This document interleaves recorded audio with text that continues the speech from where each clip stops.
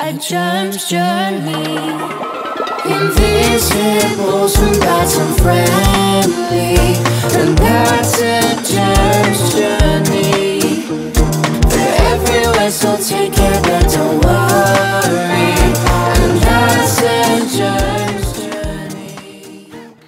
In this video, we're going to see just how important it is to use soap when washing our hands. First of all, we sprinkle some pepper into a bowl of water. Now, because germs are invisible, we are using pepper to pretend that these are the germs. See what happens when we dip our finger into the water? The pepper completely covers our finger. Let's see what happens if we rub some soap on our finger instead. The soap has special ingredients that lift germs from our hands so that they are clean. Wow! The pepper has run away from the soap and now our finger is clean. Germs do not like soap, and that's why, like this pepper, they run away from it. This is why it is so important to use soap when washing our hands. That's a germ's journey.